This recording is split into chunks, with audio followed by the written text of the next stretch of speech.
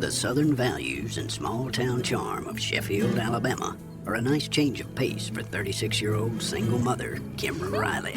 These bubbles are a great idea. Sheffield is a nice southern town. Kimra moved from Destin, Florida to Alabama to be closer to me. And she had her son. Okay, now we have to go soon though, all right? Oh, 5 more minutes. I wish that we could, but Grandma's waiting.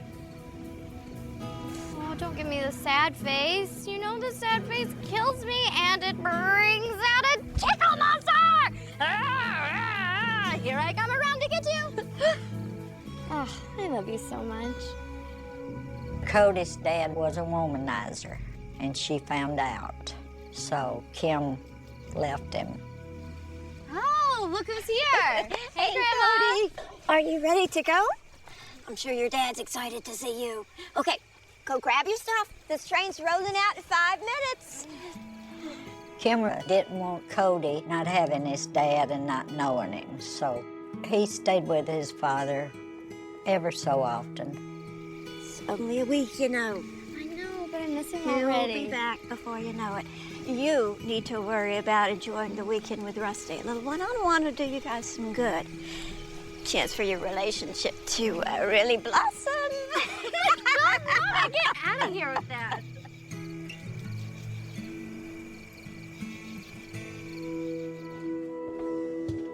Get them while they're hot. Those look delicious. Kim and Rusty had been dating over a year. They lived together, but she still wasn't far from my house. So you guys got big plans this weekend? Oh, I don't know. I actually ended up staying out kind of late with Mary Lou last night. Oh? Yeah. I mean, we didn't mean to or anything. We just kind of got carried away. We actually ended up playing in a pool tournament down at the Bama Club. So you're a pool player now? Last night, everybody was. There were these 2 guys in particular, and Mary Lou insisted that we play them. How'd that work out?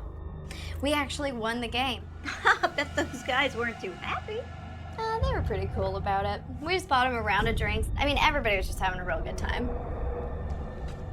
Excuse me.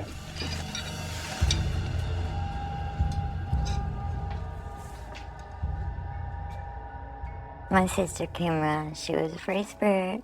Kimra went and played pool, rode around and just had fun. But Rusty was a jealous boyfriend. He would never let Kimra go anywhere. Is everything okay? How long are you gonna keep this up? What? Huh? Staying out all night?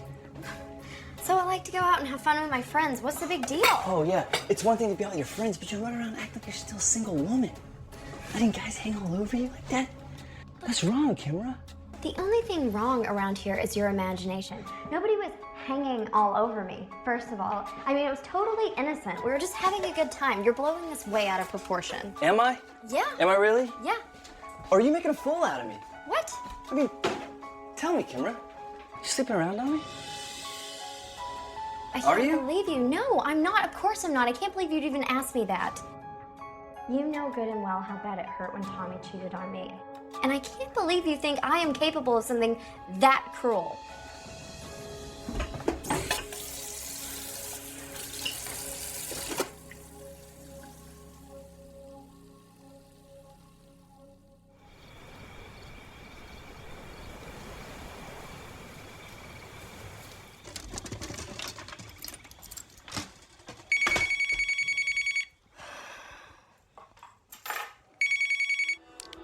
Hello? Hey, girl. Oh, hey, Mary Lou. It's happy hour. You coming out tonight? No, I don't think it's a good idea. Rusty's really been cracking down on me lately about how much I've been going out. Cracking down, huh? Well, sounds like somebody's whipped. I am not. I'm just trying to be a good girlfriend. Okay, fine. I will. I'll come out for one drink. Just one though, right? I mean, I really could use it after the day I've had. And plus, I mean, if I get home by the time that Rusty's here. You can't be that mad at me, right? Right. Okay. I'll see you in a few.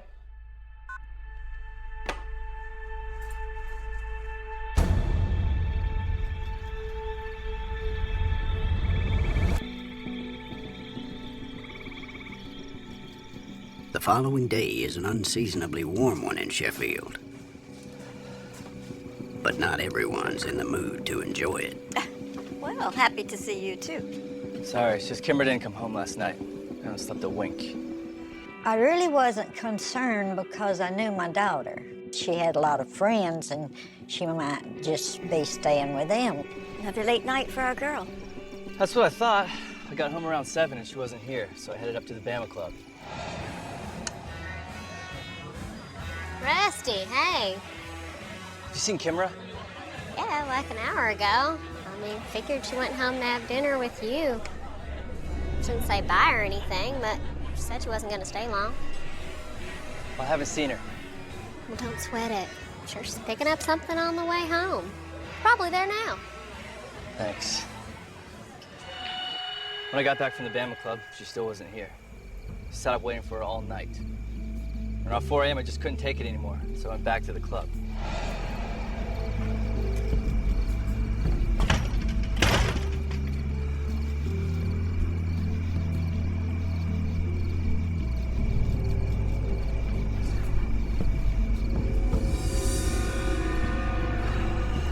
Kimbra. When I saw her car, I was worried that something might have happened to her because I know she definitely didn't go home with a friend. So, why is her car here? Because I have a spare key, and I realized she wasn't coming back for it. I didn't want it getting towed, so I drove it home. Well, I'm sure she'll show up soon. Not like her to just disappear into thin air. I hope so. Rusty, he was right off the bat wanting to turn her in the next day as a missing person. Well, they wouldn't have let us anyway, because you have to wait 48 hours. But as time ticks by with no sign of Kimra, Lois soon runs out of explanations. The middle of the week, I got worried. And I couldn't locate her myself. Thank you. So I was going around showing Kim's picture to everybody. This is my daughter, Kimra. She's been missing for about a week now. Any chance you might have seen her? No, sorry. By January 30th, Lois knows she's left no stone unturned. She and Rusty head to the Sheffield Police Department.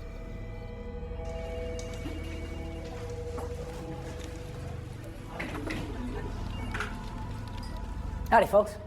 What can I do for you? It's my daughter. She's been missing 2 weeks now. I don't know what else I can do. All right, ma'am. Okay. Now, how old is she? Maybe she just needed some time to get away. No, look, this is my daughter we're talking about. She's got a little boy to look after. She wouldn't just run out on him like this. Something's happened to her. I just know it.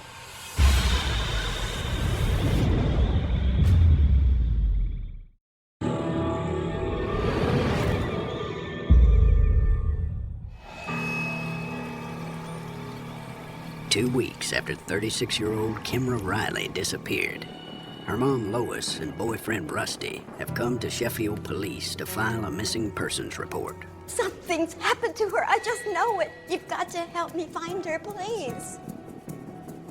Sheffield is a small town. These are our people, and we want to do what we can to take care of them. We always rank, in the top percentage for low crime rates almost every year. We've done everything from working homicide cases to the old cat in the tree kind of case where you do community relations work, help out people. We still unlock people's cars when they lock their keys in the car. We still do that. We still do private property accident reports. If you have a bump in the parking lot, we still do that.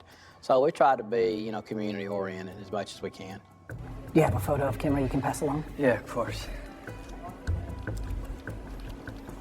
Interesting tattoo. Is she an artist? No, just a butterfly lover, I guess. All right. I'm gonna do everything I can to find Kimra. I promise you.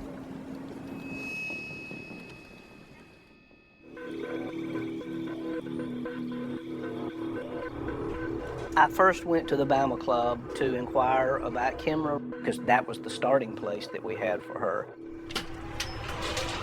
According to her boyfriend, Rusty, Kimra's a regular at the Bama Club. But right away, it's clear Detective Burns can't expect the same warm welcome. Afternoon, everybody. Any of you folks up here a few Mondays back? It's MLK Day, I believe. You bet. I'm here every night.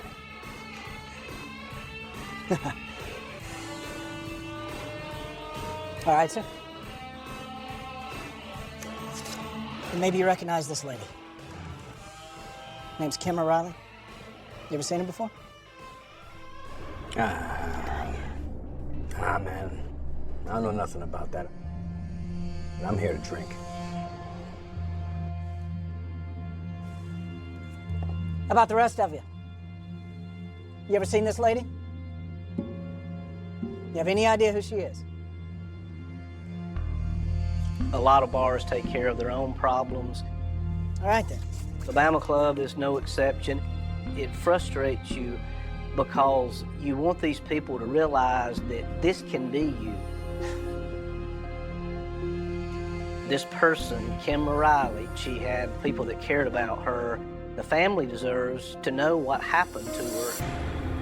As weeks turn to months, Kimra's mom, Lois, also keeps digging, doing all she can to keep the search for her daughter alive. We put Kim's picture on TV as a missing person. No one called. I couldn't take care of Cody because I would still go to work. Cody's dad made sure that he stayed with him. I was scared, but I tried not to be.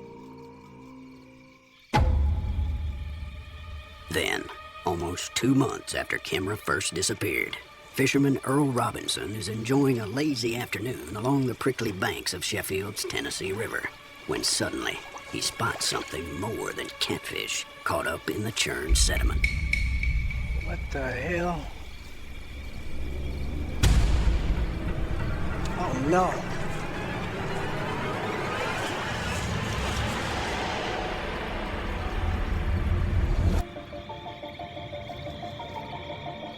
Officers from the Sheffield Police Department arrived to process the now crime scene. Her body was in a secluded area. Obviously, we thought we were looking at a homicide. Looks like it's a female, sir. Late 20s, early 30s.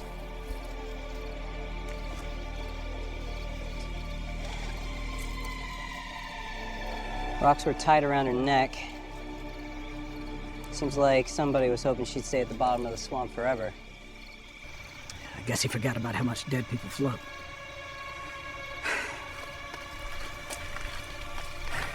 Sure tried his best, though, didn't he? Had to be at least 50 pounds of rock in there. As any police officer would see someone that's deceased in the river with their pants tied around their neck with rocks, I mean, you first thing you think of is some type of sexual assault, and then obviously, you know, something went bad. All right. Let's give this place a look. See what else we can find. We did not feel like where her body was found had any evidence from a crime scene. It was still a mystery as far as how, when, and who.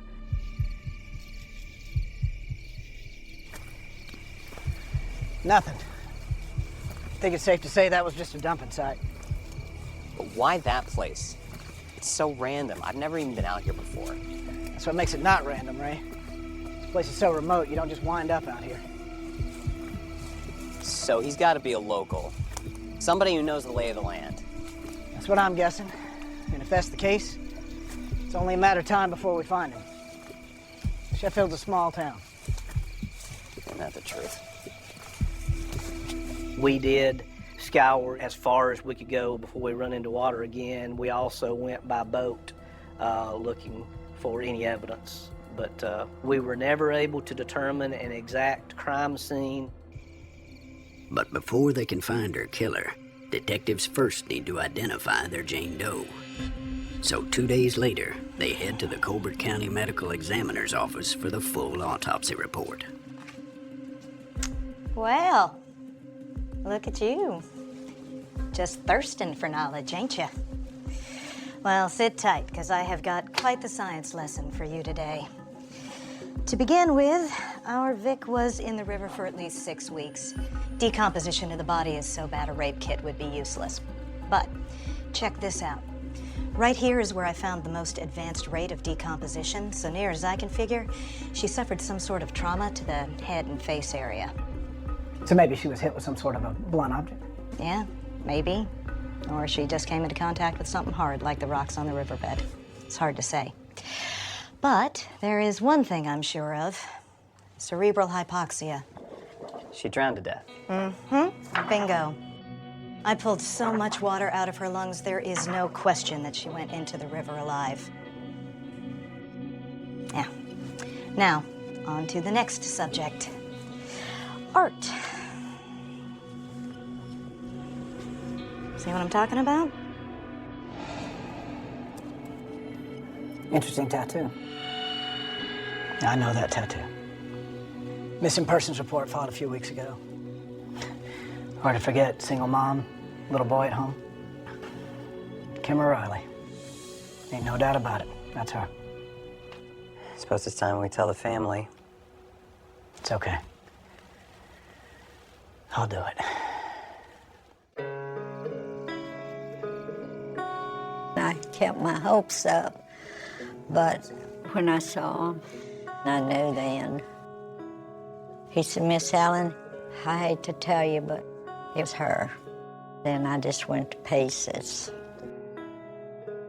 I'm incredibly sorry for your loss, Miss Allen. But I'm afraid there's a little bit more we need to discuss. Okay.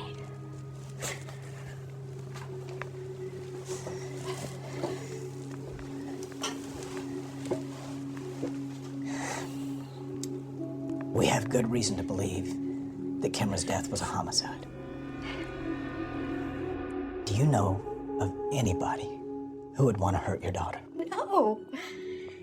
Everything was going so well for her lately. Taking care of her son, moving in with her boyfriend. Except there might have been a few issues. She and Rusty were arguing lately. Matter of fact, I overheard them fighting not too long before Kimra disappeared. So I like to go out and have fun with my friends. What's the big deal? Oh, yeah. It's one thing to be with your friends, but you run around and act like you're still a single woman. I don't really think he's the type of person who could ever hurt Kimra. But after all of this, well, I just don't know what to think. I understand. I promise you, we're not going to jump to any conclusions, all right? You always have to look at the domestic partner. Any kind of behavior that will lead us to believe that he was in any way involved in her death. When Rusty Hartwell willingly agrees to an interview, detectives waste no time grilling him for details. All right, Rusty. Why don't you start by telling us about when you noticed Kimra was missing? Okay, well, it was Monday. I got home around the usual time, around 7. I went up to the Bama Club. Sometimes she gets a little carried away. So I went looking for her. Looking for her or hunting her? I'm sorry? Look, we know all about the troubles you've been having with Kimra, Rusty. How you didn't like it when she got carried away. Maybe you came home, found out she was out gallivanting. On her live-in boyfriend, Rusty Hartwell. So, what was it, Rusty? What made you so crazy to go out and try and find Kimra? I don't know. I mean, it wasn't new or anything. Kimra's always just been a free spirit.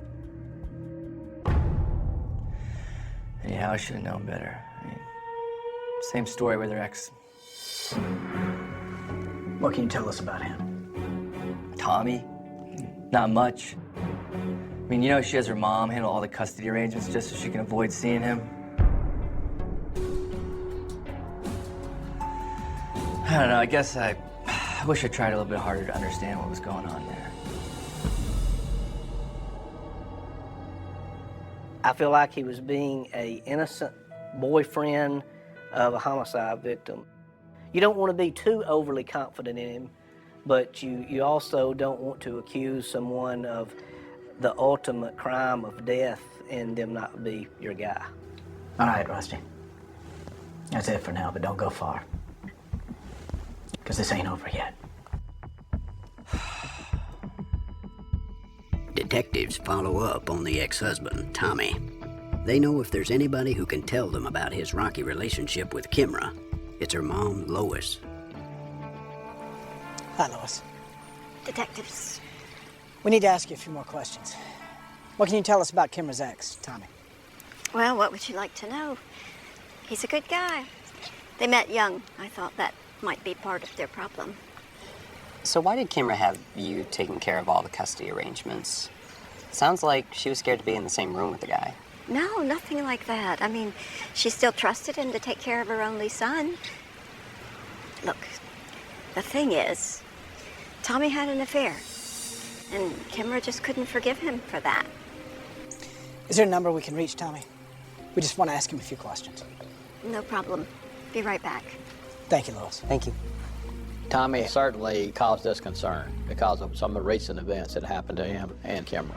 But yeah, it definitely sent up a flag. An affair is pretty heated stuff. Definitely something that could trigger rage. Yeah, but if anybody's going to be a scorned lover in that scenario, wouldn't it be Kimra? It's not like Tommy had a score left to settle. True. But maybe Tommy regretted the affair. Wants to patch things up with Kimra, but she's moved in with another guy. Boom, now he's mad. If he can't have her, no one can. Let's find out.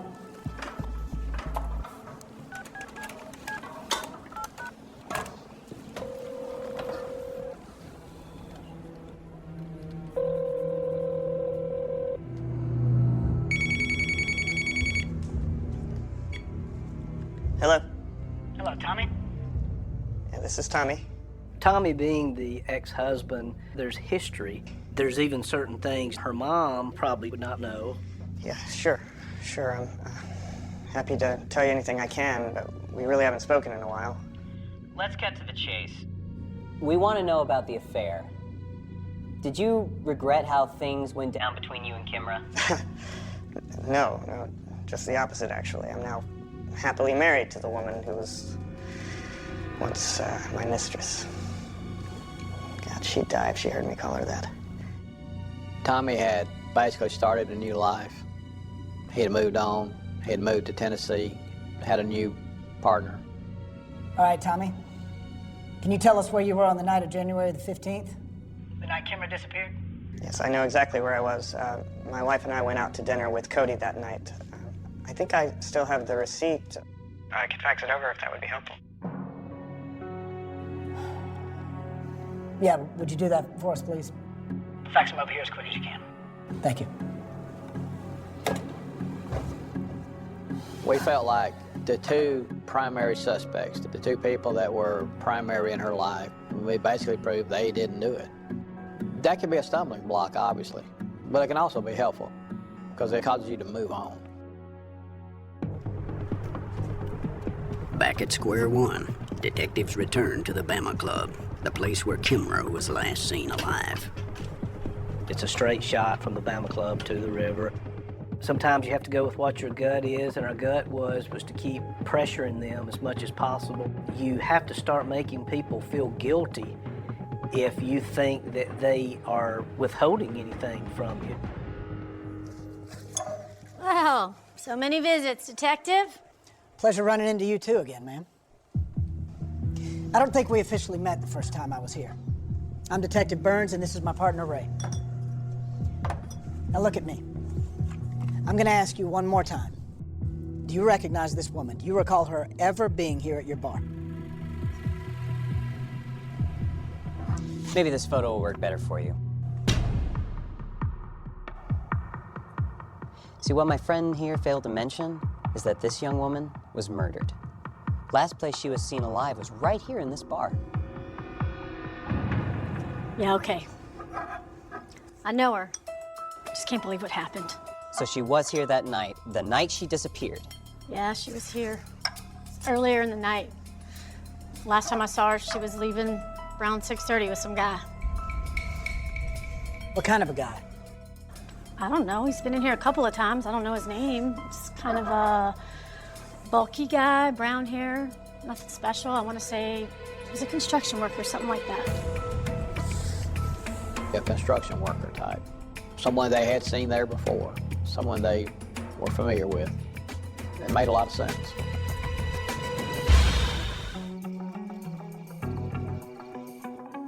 So we found her body here. And this is the last place she was seen alive. The person who killed Kimra had to be someone with some local knowledge that knew this one particular area in Sheffield. You could throw something in the river real easy. The cops aren't going to bother you. You're going to be able to do this. So what do we do from here? Knock on every door within this quarter mile and hope that we run into a construction worker? If that's what it takes.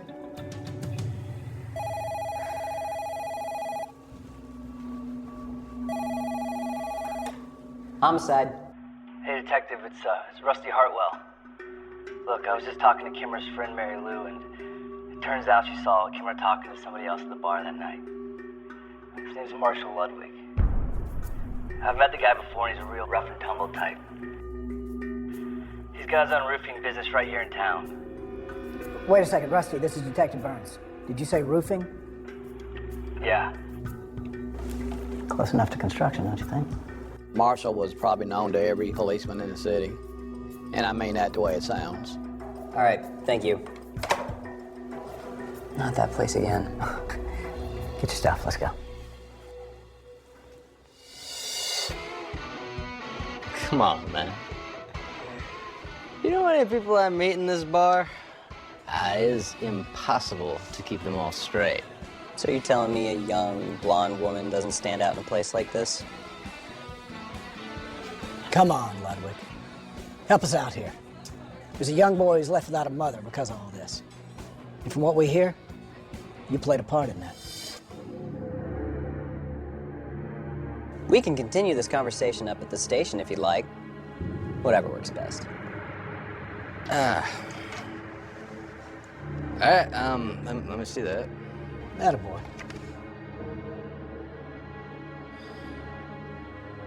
Yeah. Yeah, I do recognize this girl.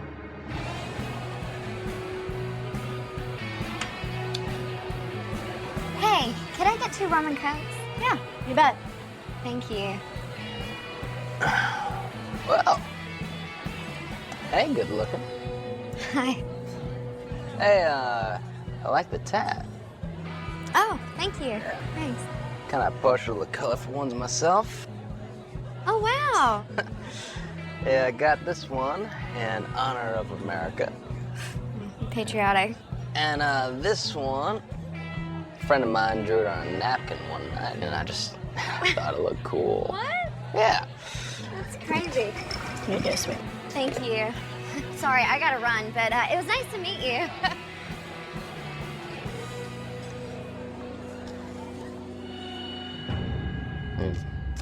That's it. It's the last I saw her. Just went about my business. Spent the whole night right over there. So what time do you think you left the bar that night? Hey, Sash, what time do you think I left the bar that night? You ever leave before closing? Guilty. Guess I'm just afraid of missing a good bar story. So how's the roofing business going these days? Slow? Threw my back out about 6 months ago. This is about all I can do. Well, thank you so much for your time. Is that it? I was just getting warmed up.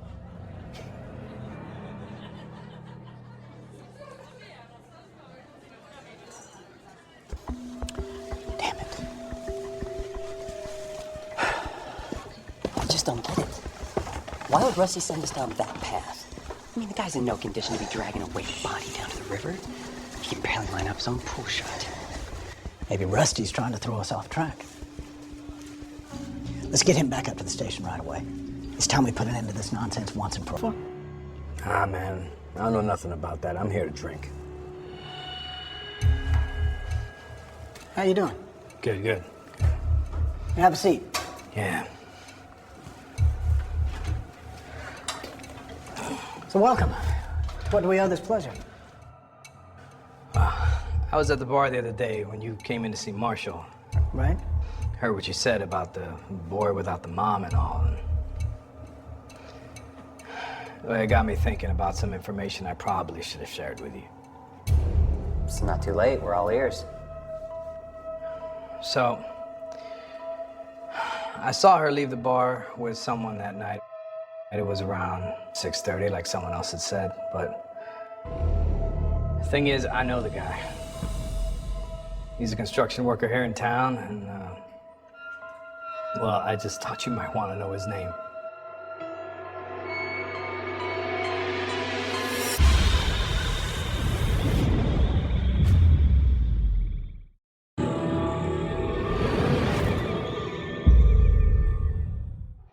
Just days after the body of Kimra Riley was found in the Tennessee River, a man by the name of Rufus arrives at the station with information that has detectives on the edge of their seats. I saw her leave the bar with someone that night, and, well, I just thought you might want to know his name. Please. It's this guy, Rodney Hawker. We talked about the bar a few times before, but that night I saw him with that blonde girl that you were asking about. I love that dress. Hey, Hey. you're not that same girl that works over that restaurant on 8th Street, are you? Yeah, that's me. I remember seeing you there the other day. You took real good care of me and my friends. Oh, yeah, I remember you guys, yeah. They were talking for a while. It must have been like 10 minutes or so. At one point, I even heard him ask her if she wanted to see his puppy that was outside. A puppy? Yeah, I actually brought him with me. He's in the bed of the truck right now, probably asleep. You want to come out and meet him real quick? Yeah, I would love to. I love puppies. All right, come on. All right.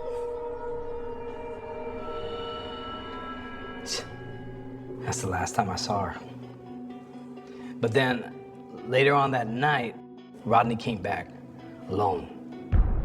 He was complaining about his windshield, carrying on about how it was broken and how he just knew someone at the bar was the one who smashed it. I swear, it's all he talked about for the rest of the night. But when I was talking to the bartender, Sasha, Rodney told her his wife broke the windshield. Said that she ran into something while she was driving it last week. A windshield, huh? There was some trauma to the head that would have been consistent with a slammed head into the windshield. All right, there's a very good chance we're going to want to talk to this friend of yours. Do you know where we can find him? Right here. Thank you. Good afternoon, Mr. Hawker. I'm Detective Burns. This is Detective Ray. Yeah? Wonder if you mind if we take a look at your vehicle? Sure thing. Whatever you need. Truck's right over there. Thank you. When he gave his consent, it makes me think that his cooperation was because he knew he didn't have anything to hide.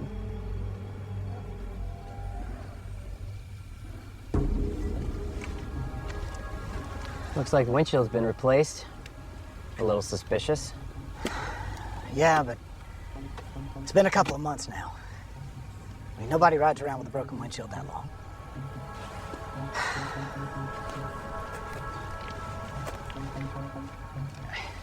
The outside is clean. Grab me some more swabs, all right?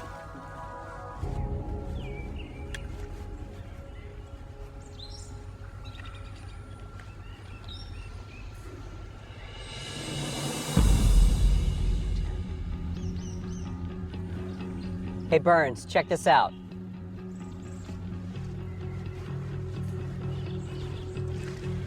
What you got? Is that what I think it is?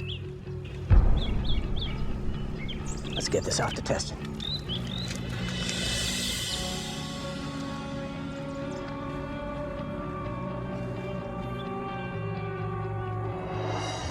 Several days later, test results confirm it's not just blood they found in Hawker's vehicle, but Kimra's blood.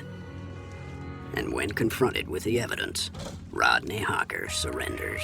I think you had to. Better to come in on your terms than we go look for you. All right, Hawker. Let's get this over with. His only statement to us about knowing her was that that night was the first time he had ever met her. He's a lab, you said? Yes, and he loves peanut butter. I bet. All dogs do. I love to see their lips. Oh, no. Where is he? Oh, that's not good. Oh, he must have gotten out. Oh, no. Hey, would you mind helping me look for him? He couldn't have gotten far. Yeah, that poor little guy, I bet he's real scared out here by himself. But you know, I can't be gone long. Of course. Hop in. Okay, I mean, I want to help though, you know?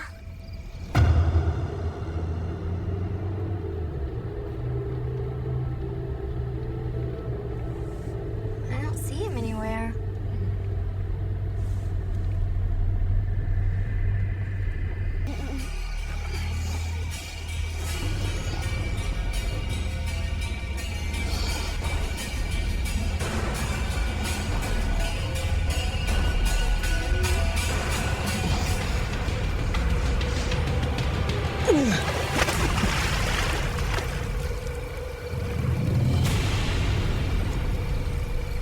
When she went into the river, she was alive.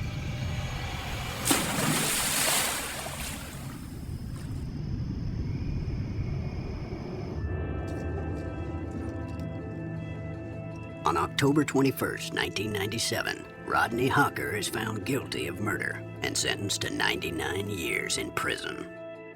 It was a well-known case. It was important for the citizens. It was important for the police department. And even in a city the size of Sheffield, there is a lot of crime, whether it be drugs or theft-related things, and a lot of them go unsolved. But, you know, homicide cases are what can tear a community apart, even if a person is arrested and goes to prison for it. But it definitely is important to have a person held responsible for it. I learned a lot from this case. We were guys in a police department working with limited resources, relying on people in our community to come forward and tell us the truth. We got that. We were fortunate. I'm happy that we were able to help the family, and I'm glad we were able to help Kimra. On an ordinary Saturday morning, the kind that begins with fluorescent lights warming to life over polished tile and the faint, comforting sameness of a suburban shopping center, waking up, death entered quietly. It did not arrive with the thunder of sirens or the cinematic warning of shattered glass. It came through the front of a women's clothing store in Tinley Park, Illinois, a Lane Bryant where the racks were arranged neatly, where weekend customers were expected, where retail workers moved through routines so familiar they barely had to think about them. A shift begins. A register is counted. A fitting room curtain rustles. Someone smooths a blouse on a hanger. Someone checks the clock. Someone thinks about lunch. Someone imagines the rest of the day unfolding in a sequence of errands, family calls, small obligations, the harmless domestic traffic of a late winter weekend. Then, within minutes, the world inside that store was changed so completely that even now the case is remembered not just for the brutality of what happened, but for the way it seemed to rip open the illusion that ordinary places are safe simply because they are ordinary. 5 women were shot to death during a robbery. 5 women who had names, families, habits, voices, plans for the evening. Worries that now seem heartbreakingly small. 5 women who, only moments earlier, were standing in a place built around the language of normal life. Shopping, sizing, sales, spring collections, the harmless choreography of commerce. And when the gunfire ended, when the killer was gone, when the silence inside that store became heavier than anything language could easily carry, what remained was not just a crime scene, it was a wound pressed into public memory. It was the beginning of one of the most unsettling, unsolved murder cases in modern Illinois history. There are crimes that seem to belong to darkness from the start. Crimes that happen in lonely fields, on deserted roads, in places already haunted by isolation. This was not one of them. This happened in a public shopping district, in broad daylight. In a place where people expected nothing more sinister than a long checkout line or a store return. That fact alone has always given the case a particular chill. It violated the rules people build to keep fear manageable. We tell ourselves that danger belongs to certain hours, certain neighborhoods, certain reckless choices. We arrange our lives around these myths because without them, the world feels too exposed, too unstable, too impossible to predict. But this robbery, and the slaughter that followed it, tore through those comforting lies. It suggested that catastrophe can cross a threshold without warning and transform a brightly lit store into a chamber of terror before anyone outside even understands something is wrong. That is part of why the Lane Bryant murders still linger in the mind long after the headlines fade. Not only because 5 women died, though that alone should have been enough to leave the city breathless. Not only because the crime was savage, though it was, but because the setting was so familiar, so banal, so painfully recognizable. A strip mall, a Saturday, a clothing store. It is easy to picture, too easy. And the easier it is to picture, the closer it feels.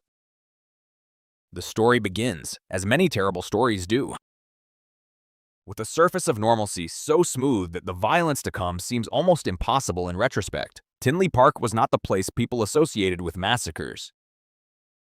It was suburban, inhabited by the rituals of middle-class life, where commerce and commuting and family schedules gave shape to the days. Lane Bryant was not the place associated with mortal danger. It was a national retail brand, a store designed for browsing, for mirrors, for small conversations between employees and customers about fit and color and occasion. There is something deeply cruel about violence intruding into such a space. It does not merely kill, it desecrates. It strips the innocence from objects that had no business ever being associated with blood. Hangars become silent witnesses. Dressing rooms become chambers of fear. The locked employee areas, the sales floor, or the very architecture of customer service and retail order are forced into another role entirely. After crimes like this, even the blandest physical details become sinister in memory.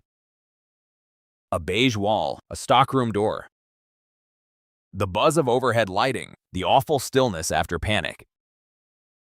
And somewhere outside, life continuing for a few more minutes in ignorance. Cars passing, people carrying shopping bags, someone checking their phone, someone wondering whether they had time to stop for coffee. That contrast between the ordinary world beyond the storefront and the concentrated horror within it gives the case its unbearable tension. It is a story of suddenness, of interruption, of lives severed in the middle of the day. When people later tried to understand what had happened, they reached instinctively for motives, patterns, explanations, as people always do when faced with something monstrous and unresolved. But the first truth of the case was simpler and harsher. 5 women were trapped in a robbery that turned into an execution. The event was public, but the final clarity people expected never came. No neat ending emerged to close the narrative. No courtroom scene arrived to pin the violence to a face that the public could learn to hate. No official resolution settled the ache. Instead, the case remained suspended in a strange and painful state between visibility and absence. Everyone had heard of it. Everyone remembered the shock. Yet the central answer, the one answer grief and fear both demanded, stayed missing. That absence would become part of the case's identity. It would harden over the years until the murders became known not only for what happened, but for what never happened afterward. No clean explanation, no public closure. No final sense that the world had righted itself, but before it became an unsolved mystery, before it became a symbol of investigative frustration and suburban dread, it was first a morning filled with living women moving through ordinary time. That is where any honest telling must begin, not with the abstraction of victims, not with the shorthand of a headline, but with the human reality that every crime scene once contained people who expected to survive the day. There is a particular cruelty in true crime storytelling when it rushes too quickly toward the mechanics of death and forgets the fragile, textured life that existed just before it. The women in that store were not props waiting to enter a tragedy. They were inhabiting their own mornings. Perhaps one was already thinking ahead to evening plans. Perhaps another was tired, distracted, mildly irritated by some small inconvenience that would later seem heartbreakingly trivial. Perhaps a customer was considering a purchase and wondering whether to spend the money. Perhaps a staff member was moving with the practiced rhythm that comes from countless shifts, touching fabric, checking displays, answering routine questions. Such moments vanish instantly in the aftermath of public violence, flattened beneath police tape and news footage, but they matter. They matter because the obscenity of the crime lies precisely in what it interrupted, not grand destinies, not melodramatic scenes, but simple human continuity. The assumption of later, the expectation of getting through the afternoon, the unconscious confidence that life, however imperfect, would continue. Then the robbery began. And the emotional weather inside that store must have changed with terrifying speed. There is a moment in many violent crimes when the people involved are forced to recognize that the situation is no longer governed by the ordinary rules of fear. At first, a robbery may still exist in the mind as a scenario with survival instructions. Stay calm, cooperate, hand over the money, do what you're told. Many people have likely imagined that if they were ever caught in such a moment, they would rely on composure and compliance. That violence, if it came at all, would remain a threat hanging over the encounter rather than its final outcome. But in Tinley Park that day, something far worse unfolded. The robbery did not remain an act of theft. It became a mass killing, and that transformation is part of what has kept the case so haunting. Theft has a logic, however brutal. It is transactional in its ugliest form, but what happened in the Lane Bryant store crossed into something colder, more annihilating. It ended not with escape and fear, but with multiple women shot to death. The public memory of the crime has always carried that sense of moral freefall. That drop from one category of evil into another. A robbery is one kind of nightmare. An unresolved slaughter is another. The gap between them is where the horror lives. In the hours and days after the murders, the story spread with the force such crimes always carry when they strike at the center of communal assumptions. News crews arrived. Law enforcement statements were parsed. People who had never been to that shopping center could suddenly picture it with brutal clarity. The case entered homes through television screens, through radio reports, through conversations at kitchen tables and office break rooms. It became one of those crimes that people remember where they were when they first heard about it. That is not only because the death toll was high. It was because the setting felt intimately available to the imagination. Countless women had worked retail. Countless shoppers had wandered stores just like that one. Countless families could imagine a sister, a daughter, a wife, a mother inside such a place at such an hour. This is how certain crimes achieve a terrible permanence in public consciousness. They are horrific, yes, but they are also recognizable. They do not unfold in some remote territory of extreme behavior. They occur in the architecture of everyday life, and once they do, the public can no longer look at that architecture in quite the same way after the Lane Bryant murders. There must have been store employees across the region, and perhaps across the country, who locked up differently, who watched the front door more carefully, who felt a flicker of fear when a stranger lingered too long. There must have been shoppers who glanced toward fitting rooms and thought of the case unexpectedly, almost angrily, as if resenting the mind for making the connection. There must have been families who felt a fresh stab of dread when loved ones headed to work a retail shift. Public crimes do not remain contained at the address where they happen. They radiate outward. They enter habit. Posture, vigilance. They alter the emotional geography of ordinary life, and yet, over time, most public crimes also move towards some form of conclusion. An arrest is made. A suspect is tried.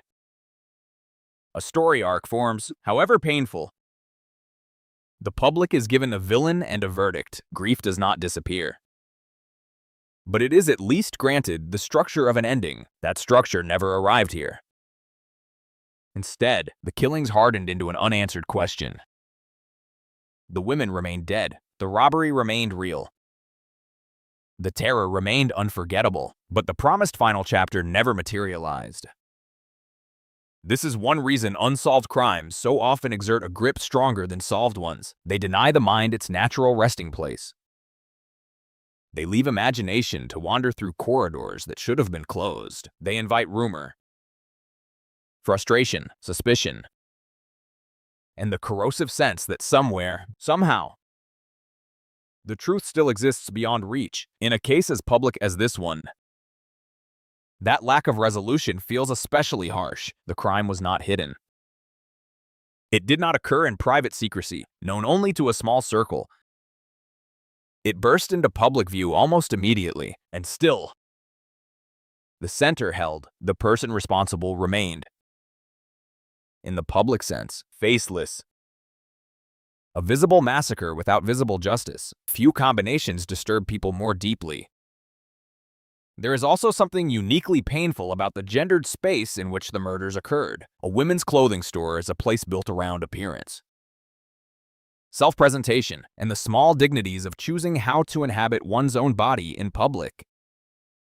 It is a place associated with conversation, work, and the practical intimacies of retail labor. In that sense, the violence feels like an intrusion not only into a commercial setting, but into a specifically feminine space of routine and visibility. The women inside that store were not engaged in risk. They were not moving through a landscape that popular culture codes as dangerous. They were in a store. During the day, in a suburb. That fact should not need emphasis. Yet it does, because so much of society's thinking around violence still leans on the lazy fiction that danger can be avoided through the right choices. The right neighborhoods, the right hours, the right caution. The Lane Bryant murders stand as a brutal rebuttal to that fiction. Sometimes violence chooses its stage without permission, and those upon it have done nothing except be there. That, perhaps, is the deepest note of dread beneath this case. Not mystery, not even brutality alone, but arbitrariness. The sense that ordinary life offered no protection at all. In telling this story, one must resist the temptation to inflate it beyond what it already is. There is no need for embellishment. The facts, sparse as they may be in public memory, are devastating enough. 5 women were shot to death during a robbery at a Lane Bryant store in Tinley Park in 2008. The killings remain unsolved. Those few lines contain more sorrow than many longer accounts of more famous crimes. They contain the awful compression of public violence, the place, the act, the dead, the silence afterward. And because the case remains unresolved, it continues to breathe in a strange way, never fully moving into history. It sits there, unfinished, waiting at the edge of memory. Every mention of it reopens the same shock. Every retelling must begin again with that fluorescent morning, that store, those women, that impossible transition from commerce to slaughter. It must begin with the knowledge that somewhere between the predictable gestures of a retail day and the first irreversible burst of violence, a line was crossed from which nothing could be restored. That is the hook of this case, but hook feels too cheap a word for what it really is. It is not bait, it is rupture. It is the moment a public place became a tomb and an entire community learned, in the harshest way possible, that some crimes do not merely take lives, they steal certainty. They hollow out routine. They leave an echo that lingers for years because no one has yet been able to silence it with the only words that might matter. We know who did this, and they can never do it again. Until then, the Lane Bryant murders remain what they have long been in the American imagination. A bright store turned dark in an instant, 5 women gone. And a question that has refused to die in the years before the Lane Bryant murders became a permanent scar in the memory of Illinois. Tinley Park carried the kind of reputation that allows people to move through their days without feeling watched by danger. It was a suburb shaped by routine, by errands, by commuter patterns, by school calendars and store hours and the quiet confidence of repetition. Places like it are rarely described in dramatic language until something catastrophic happens there. Before that, they are spoken of in softer terms. Stable, familiar, family-oriented, predictable. The roads fill and empty at expected times. Parking lots swell on weekends.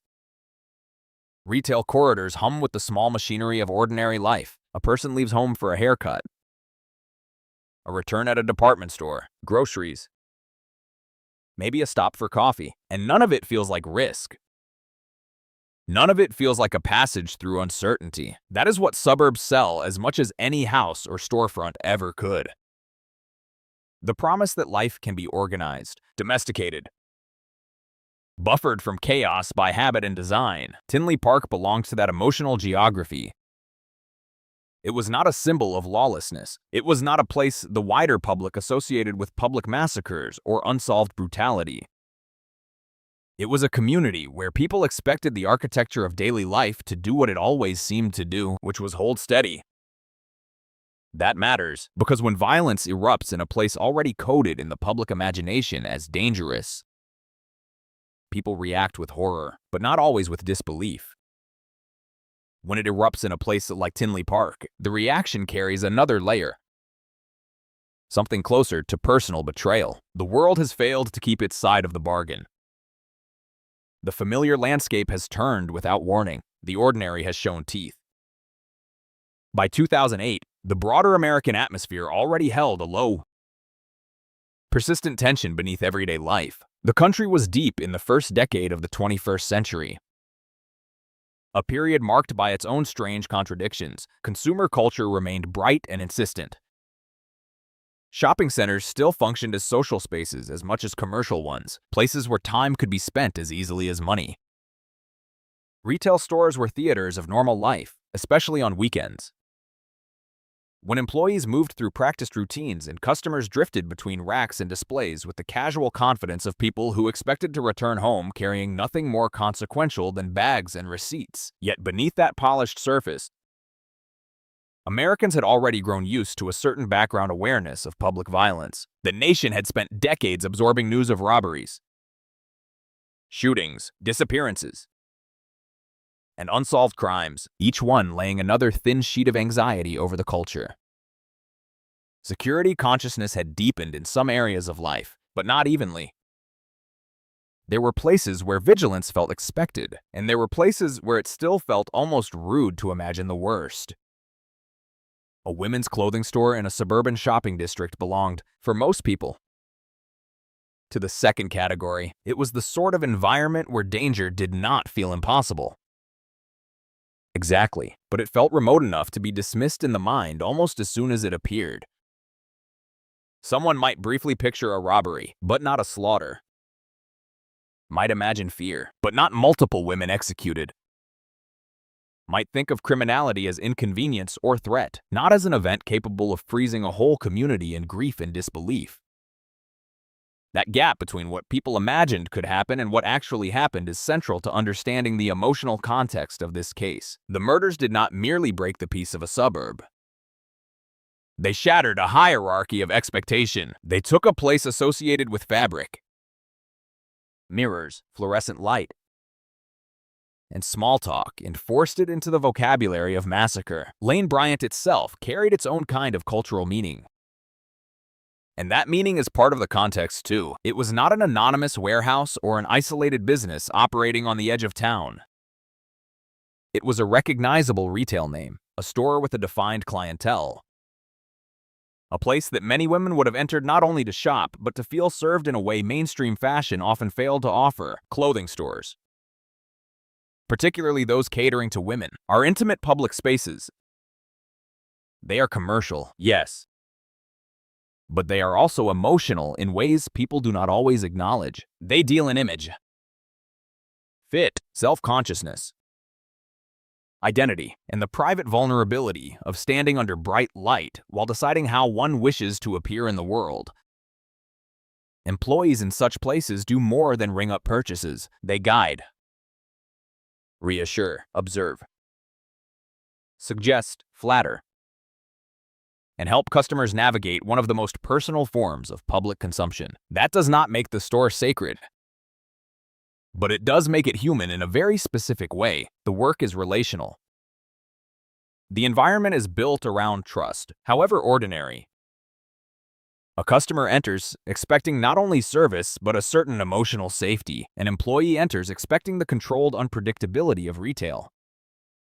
Not mortal danger. The Lane Bryant store in Tinley Park was part of that universe before it became part of another one entirely. To grasp the context fully, it helps to linger for a moment in the textures of a suburban retail morning in late winter.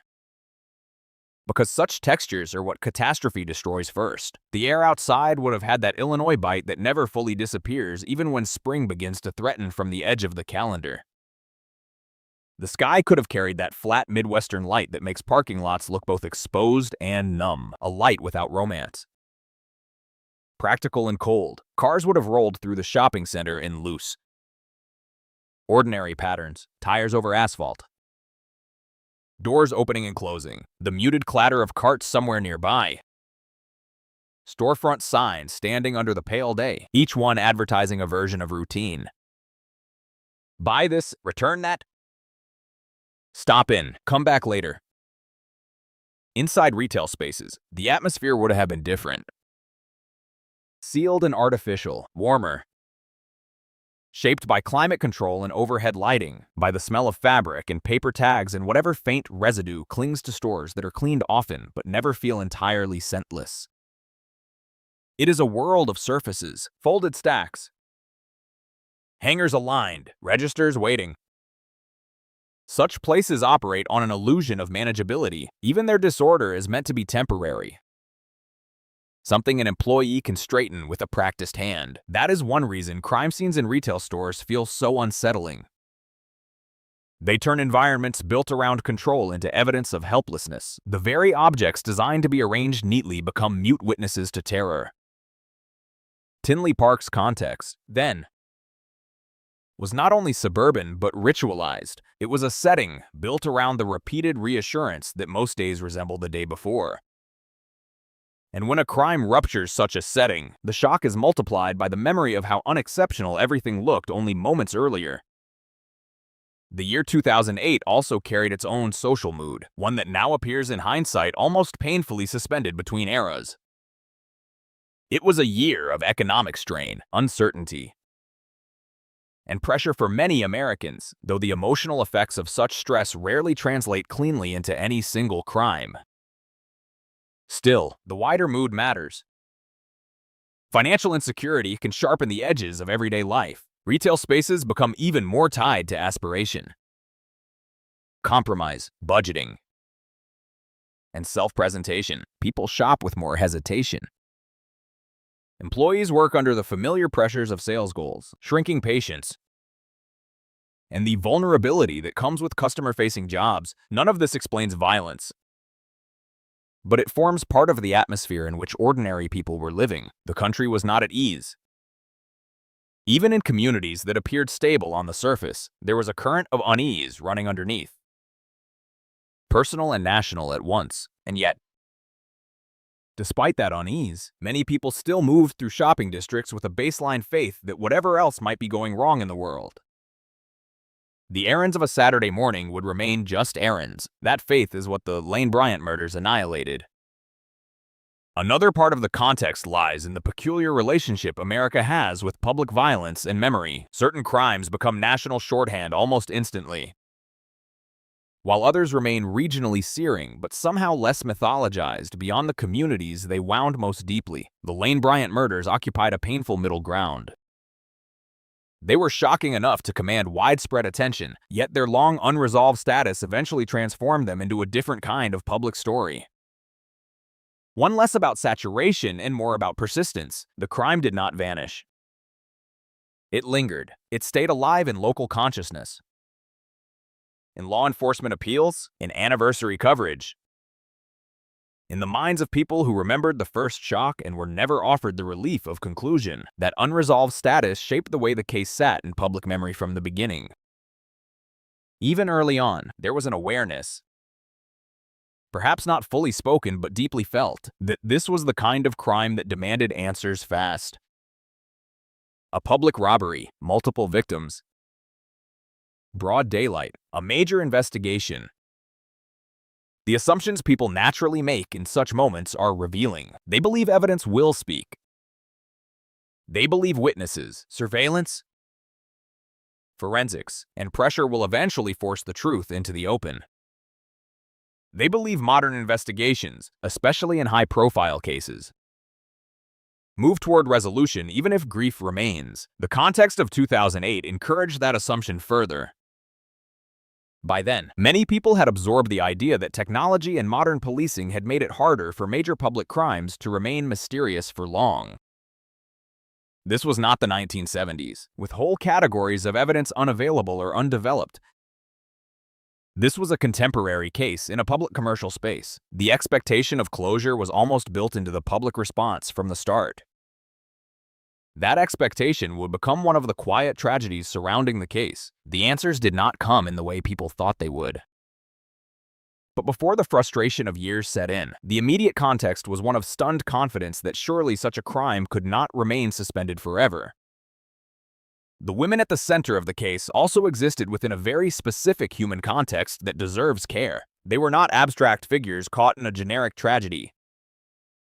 They were women occupying roles that millions of people know intimately: employees working shifts, customers moving through their day, individuals engaged in the unremarkable traffic of commerce and obligation.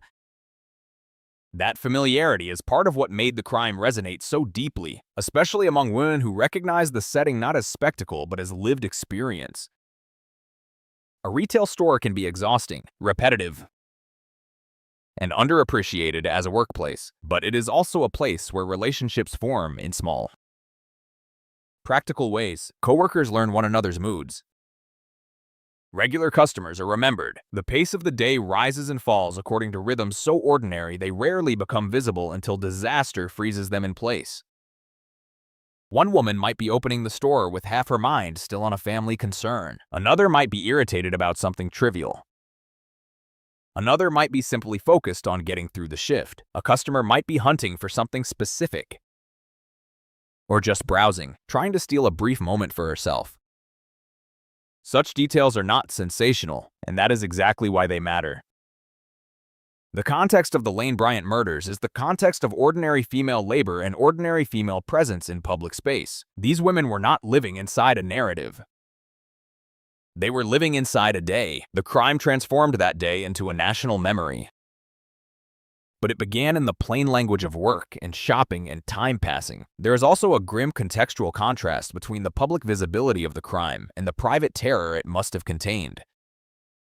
The outside world saw a suburban store in a commercial strip. The inside world, during those fatal moments, became something entirely different. That split is often overlooked when people discuss public crimes in shorthand. They speak of the location as if it remained unchanged throughout the event.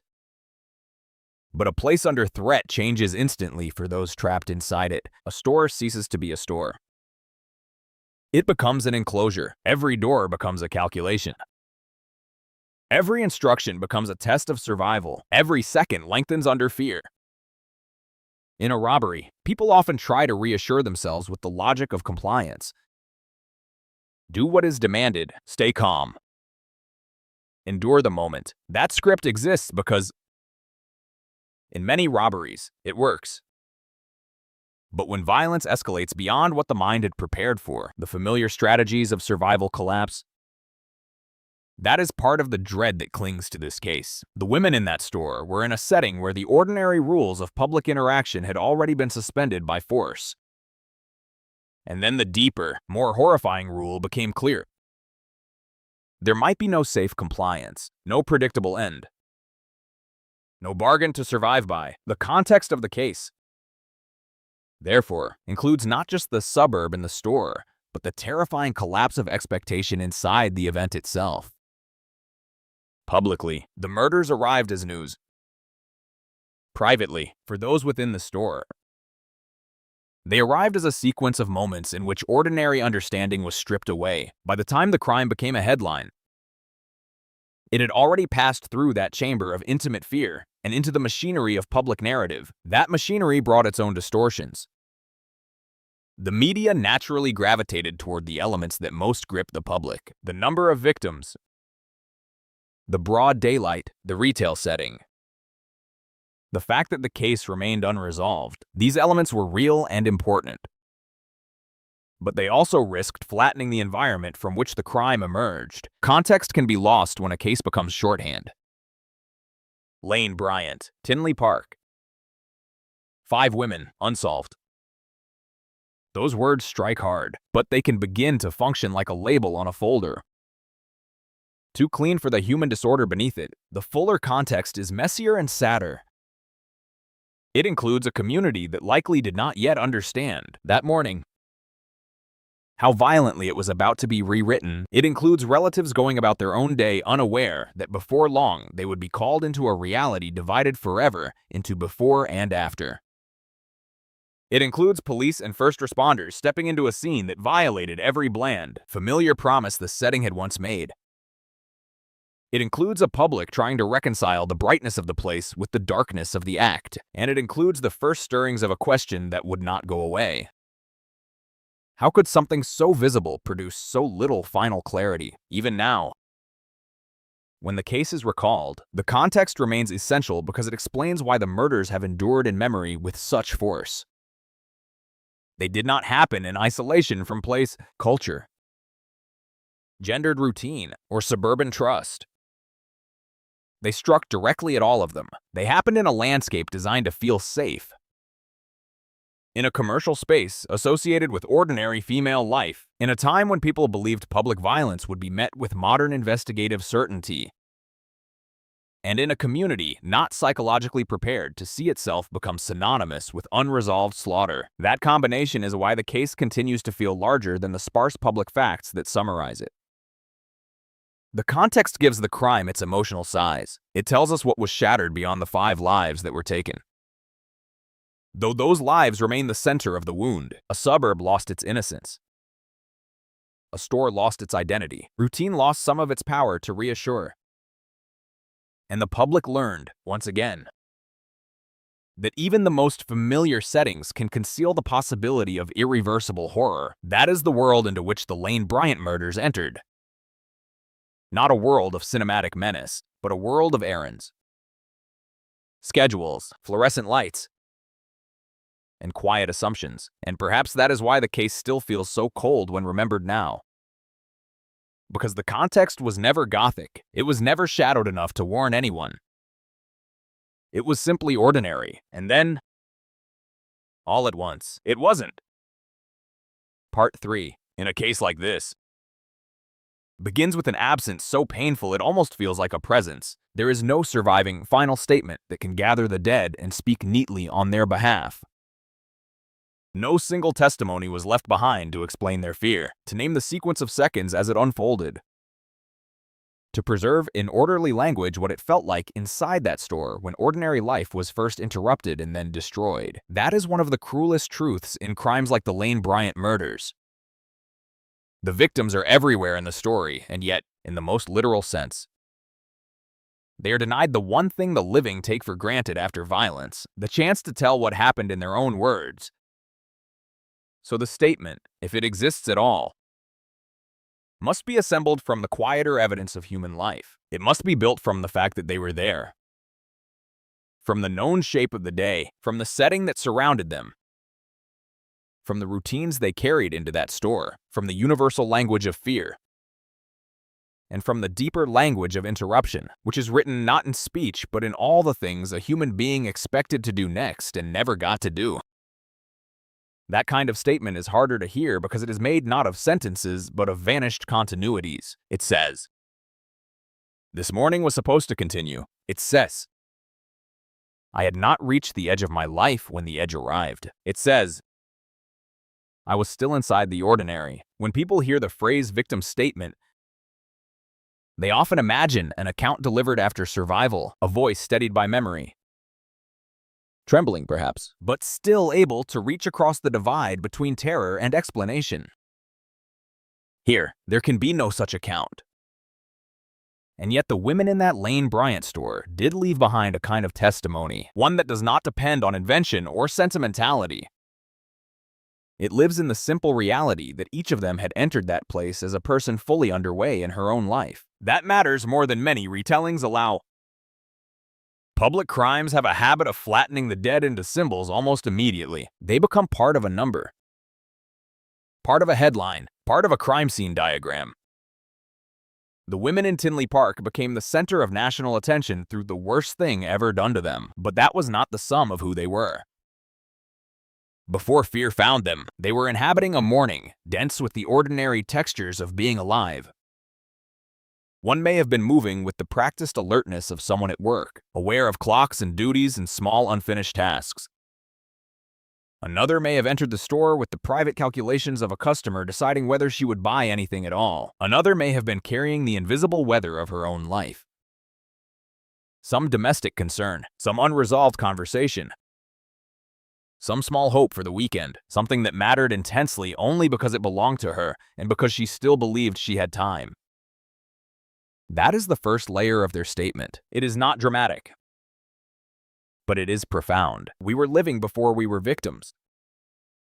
We were not waiting inside a tragedy. We were in the middle of our lives. There is a temptation in true crime to look backward from death, as if death had always been the organizing principle of the story, as if every gesture on the final morning glowed with hidden fatalism. Real life does not work that way. The women in that store did not wake under ominous music. They did not walk toward the day feeling themselves inside a script. They moved, as all people do, under the assumption that the next hour would resemble the last in all the ways that matter. That assumption is part of what gets murdered when public violence erupts, not just the body, but the expectation of continuation. So if one listens carefully, the victim's statement begins there, in the invisible grammar of routine. It says, I was making plans beyond this moment. I was expecting an afternoon, an evening, another phone call, another errand, another meal, another shift, another chance to come home and complain about something small. It says, I belonged to people. People were waiting to hear from me later without knowing that later had already been stolen. There is a particular tenderness required when trying to imagine the inner reality of victims without exploiting it. We cannot honestly claim to know exactly what each woman thought in those final minutes. We should resist that false intimacy, but we do know what human beings think when danger first enters a place that was not supposed to contain it. At first, the mind does not leap immediately to annihilation. It tries to stay inside the manageable version of fear. This is bad, but maybe it will pass. Stay calm. Do what is necessary. Give him what he wants. Survive the encounter. That is how the nervous system bargains with uncertainty. That is how ordinary people endure extraordinary threat. They reduce it mentally, not because they are naive, but because hope is itself a survival instinct. In that sense, the women's statement may also have been written in the actions they likely took when the robbery began. Compliance is a form of testimony. The body says what the mouth may not have time to say. I am trying to live. I understand the danger. I am doing what human beings do when they want to see the next hour. There is something devastating about that, because it reminds us how close survival can feel, even in the moments before it is denied. Public memory often compresses violent events into a single block of horror, but inside them there are phases. Recognition, fear, calculation, waiting. Perhaps a fleeting belief that the worst will stop short of the unthinkable. Then the unthinkable. If the women in that store left a statement, part of it was the universal statement of trapped human beings trying to remain legible to violence. Trying to signal through stillness, obedience, and presence that they are not a threat, that they are mothers, daughters, workers, customers, ordinary people. That their lives should be allowed to continue. Violence of the coldest sort does not listen. That is one reason the dead seem to accuse us, even in silence. Their statement is not only about fear. It is about the obscenity of being made defenseless in a place where defenselessness should never have been tested at all. A women's clothing store on a suburban morning is a place of small exposures.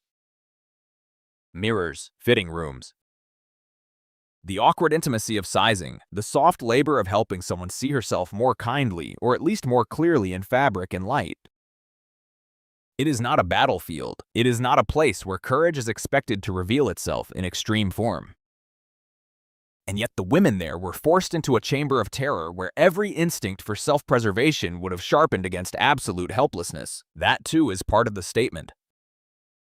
It says there was nowhere for this fear to go. No correct posture that could transform danger back into an ordinary robbery. No hidden reserve of preparedness equal to what arrived through that door. When people later asked what those women must have felt, the question was really a cry of helpless imagination. We ask it because we want to do something impossible. We want to go back into the sealed room of the past and keep them company. We want to stand beside them in those final minutes so they are not alone in them. We want to lend them witness where witness failed. But history does not open that way. The best we can do is refuse to let the silence erase their humanity. That refusal becomes its own kind of statement, too. It says, they were frightened, yes. But they were more than their fear. They were reduced to victims by the act. Not by their identities. They were women in the middle of living. And the fact that they had no chance to speak afterward makes it even more necessary to speak carefully about them now. There is also the statement made by the sheer fact of collective loss. 5 women killed together in one retail store, during one robbery. In one eruption of concentrated violence, that number is not just a count. It is its own cry. It tells us something about the scale of what was taken from the world in those minutes. 5 private interiors extinguished. 5 sets of relationships thrown instantly into grief. 5 different personal histories cut off at once, each one with its own unfinished business. A family meal that would never happen. A conversation postponed forever. A workday that would never end because it was never allowed to. And beneath those specifics, the deepest statement of all, each woman expected to remain part of the world after that morning. That expectation was reasonable. It was ordinary. It was innocent in the purest sense. Not because innocence means perfection, but because it means existing without having earned what is about to be done to you. The women in the Lane Bryant store did not need to prove their worthiness of survival. Their presence there was enough. Their humanity was enough. Their normalcy was enough. The fact that none of it protected them is the moral indictment at the heart of the case. If the victims could speak now through the residue of the event, perhaps their statement would not be ornate. Perhaps it would be brutally simple. We were there. We were alive. We were afraid. We should have gone home. That simplicity is often harder to bear than any dramatic reconstruction because it strips away the storyteller's comfort. There is no cleverness in it, no mystery polished into elegance. Just the plain and terrible mismatch between what the day was and what it became. One of the darkest features of unresolved crimes is that the victim's silence goes unanswered for years. In solved cases, testimony from the dead cannot be literal. But the verdict itself can feel like an answer made in the language of law. It says, "The world heard enough to name the hand that did this." In unsolved cases, that answer never arrives, or does not arrive fully enough to still the ache. The victim's statement keeps echoing, but no final reply is given. This is part of why the Lane Bryant murders remain so unsettling. It is not only that 5 women were killed. It is that their silence has had to bear too much weight for too long. It has had to carry grief, fear, media attention, speculation, public memory, and the unanswered demand for justice. Silence was forced upon them in the act itself. And then history deepened that silence by failing, at least publicly, to provide the clear ending their deaths seemed to cry out for. In that sense, Part 3 of this story cannot function like the victim statement in a courtroom drama, where testimony clarifies the arc and guides us forward. Here, the statement clarifies only one thing with certainty: something unspeakable was done to women whose lives should have continued. The rest remains painfully incomplete, yet there is another layer. One quieter and more intimate, that deserves attention. Victims speak not only through fear and not only through the fact of death, but through what those who loved them must have known about them already. Somewhere outside the frame of the crime, each woman had established herself in the memories of others through habits so specific that no public summary could ever contain them. Someone knew the exact sound of her laugh when she was truly amused and not just being polite. Someone knew the way she hurried when she was running late and the way she sank into a chair when tiredness finally caught up with her. Someone knew the foods she ordered, the television she liked, the songs she turned up in the car, the way she carried frustration in her face before she admitted it aloud. Someone knew how she moved through a kitchen, how she answered a phone, what details she noticed first in a room. These are the things homicide destroys and statistics conceal. And in their own way, they're also statements. They say, "I was particular. I was not generic. I was textured. Annoying. Loving. Distracted. Funny. Exhausted. Hopeful. Private. Social. Human. I left impressions in people that had nothing to do with the manner of my death." True respect for victims means listening for those statements too, even when we do not know all their details firsthand. It means understanding that every murdered person exits a web of intimate recognitions impossible for the public to reconstruct completely. The public sees the case. The loved ones keep hearing the person. This is why grief after violent crime can feel so enraged. The world reduces the dead to circumstance, and those who knew them fight internally against that reduction every day. In the case of the Lane Bryant murders, the store itself becomes part of the victim's statement in a bleak and haunting way. The scene of death was also the scene of ordinary interaction just minutes earlier. The very space around them had been arranged for service, movement, routine. Then it became the setting of their final fear. That transformation leaves behind a kind of mute testimony in the imagination. One can almost feel how violently the emotional temperature of the place must have shifted. A store does not scream. But after such crimes, even the idea of the location seems to hold an imprint of panic. The fitting rooms, the stock area, the sales floor, the doors, the register counters, all the ordinary geometry of retail becomes charged with what the living can only partially picture. And in that pictured space, the women seem to say the same thing again and again through the sheer contrast between what surrounded them and what overtook them. This should not have happened here. We should not have had to understand terror in a place built for something so ordinary. There is no elegant way to close a section like this. Because the victim's statement in an unsolved mass murder does not resolve into neat wisdom. It remains fractured, unfinished, and heavy with everything it could not say in time. But perhaps that is the honest ending, not a fabricated speech placed in the mouths of the dead. And not a theatrical monologue pretending to know the unknowable, just a careful listening to what the case itself reveals. 5 women were alive in that store. They were engaged in the small forward movement of an ordinary day. Violence entered, fear followed. The possibility of survival must have flickered in them, because that flicker belongs to human beings, almost until the end. Then it was extinguished. What remains is their statement written in absence. They were here. They mattered. They should have lived. And the silence that followed them is not empty at all. It is crowded with stolen futures, interrupted routines, family grief, and the unbearable plainness of a truth that no passing year has softened. They had every right to expect the day to continue. It did not, and that fact, more than any dramatic line ever could, is the statement that still echoes from the Lane Bryant store in Tinley Park. The incident began the way many life-altering horrors begin, by hiding inside the shape of something smaller. It did not announce itself first as a massacre. It came wearing the outline of a robbery. And that distinction matters because it changes the emotional speed of the room. A robbery, even a terrifying one, still belongs to the category of danger that many people believe can be survived through obedience. It is the kind of event the mind tries to negotiate with. Stay calm. Do what you are told. Avoid eye contact. Hand over whatever is demanded. Wait for the nightmare to pass.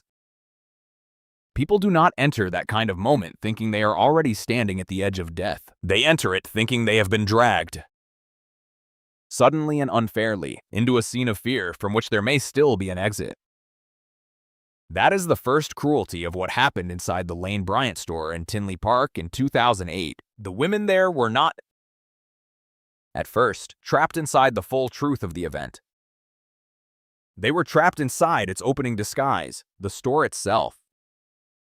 Just before the violence fully declared its intention, would still have looked like a store. Clothes hung in patient rows, mirrors reflected fluorescent light and the muted movement of bodies.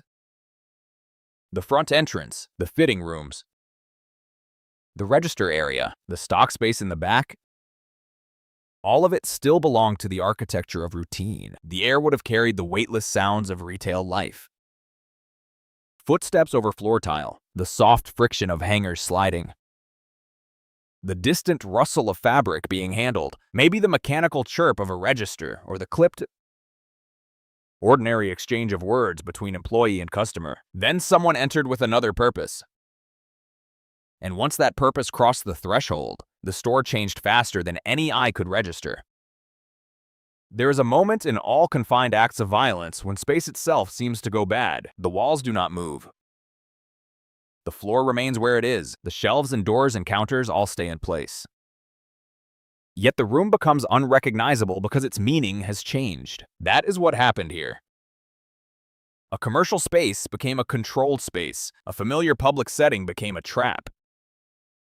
The incident, in its most immediate emotional reality, was not simply that a man arrived to steal. It was that he seized control of atmosphere, motion, and time. Every breath afterward belonged to him. Every instruction bent the world around his will.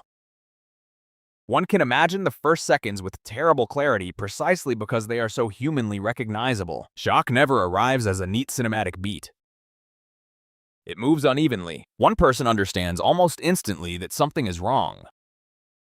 Another is half a second slower, still trying to fit the disruption into a harmless explanation.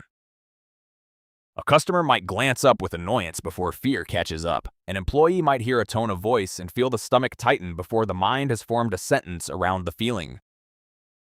The body often recognizes danger first. The hands pause.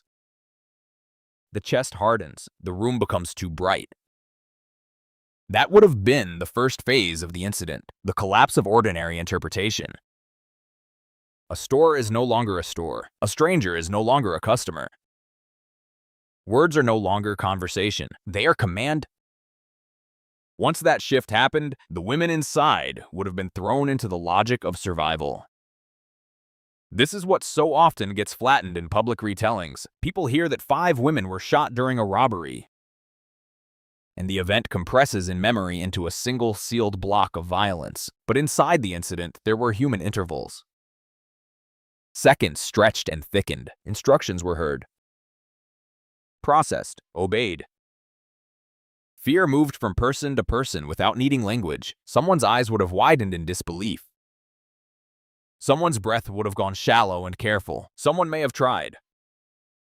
Even then, to hold on to the hope that this would end the way robberies are supposed to end in the stories people tell themselves afterward. Money taken, threats made. Lives spared, a trauma to carry but not a final one.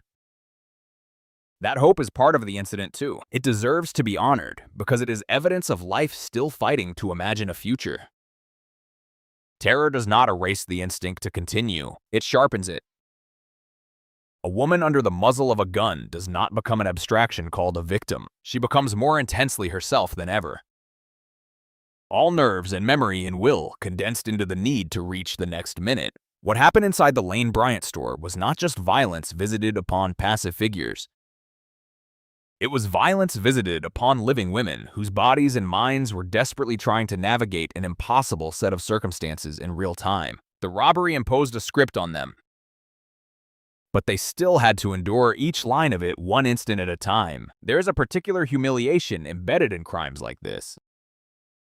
A forced submission that is psychological before it becomes fatal, being ordered, repositioned, controlled, watched, and stripped of the normal dignity of movement is its own kind of assault. In retail spaces, that assault carries an extra layer of distortion because the environment is built around service and politeness. Employees in such places are trained to assist, to respond, to maintain calm, to solve small problems presented by strangers. When a stranger weaponizes that dynamic through force, the familiar posture of public courtesy curdles into a trap. The same instinct that helps someone navigate difficult customers or tense situations cannot protect her from a man who has no interest in the social contract at all. He is not there to be reasoned with. He is there to dominate. That domination would have settled over the store with suffocating speed. The women were forced into the private weather of the perpetrator's choices, and that weather was absolute. The incident, as it moved deeper, must have grown quieter in a way that makes the imagination recoil. Panic in public is often loud, but panic under direct threat is frequently hushed. People become careful with sound. They shrink instinctively. They answer softly. They avoid sudden movement. The fear is not theatrical. It is concentrated. It gathers in the throat and behind the eyes. Somewhere inside the store that morning, women who had every right to expect an ordinary day were being made to understand that their safety now depended on the impulses of an armed man. Even now, that fact lands with a unique kind of coldness. Not because it is unusual in the abstract, but because of where it happened. In a brightly lit store in a suburban shopping center during business hours, in a place that should have been protected by its own bland familiarity. The incident shattered that protection instantly. There would have been no time to grow used to fear. No gradual darkening, one moment routine, the next coercion, then the unbearable realization that compliance was no longer opening the door to survival in the way the mind had hoped to. At some point during the robbery, the event crossed a moral line from which there was no return. That crossing is the central horror of the incident. Theft was not enough. Control was not enough. Terror was not enough. The women inside that store were shot to death. This is the part of the story where language threatens to become too smooth. And one must resist that. 5 women were killed. That happened not in the fog of chaotic public crossfire, not in some sprawling criminal exchange, but within the contained environment of a store where they had been cornered by an act of forced domination. To imagine the incident honestly is to understand that it was not only violent, but intimate in the worst possible way. The distance between victim and killer was not abstract. He was in their space. He saw them frightened. He saw them alive. He had proximity to their vulnerability and chose annihilation anyway. There's a level of coldness in that choice that no descriptive flourish can improve upon. The incident was not simply that gunshots were fired. It was that human beings, already subdued by fear, were denied the mercy of being left alive. The body count tells part of the story. The emotional sequence tells the rest. There's a dreadful transformation that happens in confined violent events once the first irreversible act occurs. Before that point, people are still living inside possibility. After it, the room changes again. Fear becomes knowledge. Whatever fragile illusions of restraint may have survived until then are shattered. The living understand, perhaps in a single lightning flash of comprehension, that the situation is now beyond the ordinary logic of robbery. The incident would have become, in those final moments, a chamber of raw dread. The women may not have had time to think in the full sentences, but the body thinks quickly when death moves close. Every instinct becomes primitive and immediate. The air feels thin. Time turns unnatural. The mind tries to cling to the impossible. Not this, not here. That's so bad, so it's a bit of dates. Not now, and yet it was happening. One of the most unbearable elements of the Lane Bryant murders is that the victims were women who had done nothing to invite danger except occupy a public place during the course of a normal day. They were not participants in some volatile criminal sphere. They were in a store. That is why the incident remains so chilling. It was an execution of ordinary life by a force that entered from outside and overturned the entire logic of the setting. The floor beneath them had not changed. The lighting had not changed. The branded bags, the racks, the cash drawers, the stockroom doors, all the physical details remained the same. Yet the meaning of every object had been transformed. A register was no longer a tool of commerce, but a target in a robbery. A back room was no longer an employee area, but a zone of confinement and fear. A quiet store morning was no longer a harmless interval in the day, but the last chapter of multiple lives. Violence does that. It does not always need dramatic scenery. Sometimes it acquires its full horror by unfolding against backgrounds that were built for mundane human trust. Outside the store, life would have continued for at least a while in grotesque ignorance. That contrast is one of the most haunting parts of the incident. Somewhere beyond those walls, cars moved through their parking lot. People walked past neighboring businesses. Someone may have been deciding where to go next. Someone may have glanced at the storefront without seeing anything unusual. The world outside remained arranged according to errands and schedules, while inside, 5 women were being driven toward death. That split between public normalcy and private terror is emotionally central to the case. It reminds us how hidden catastrophe can be even when it occurs in plain sight. A shopping center is a public place, but public places contain sealed interiors of experience all the time.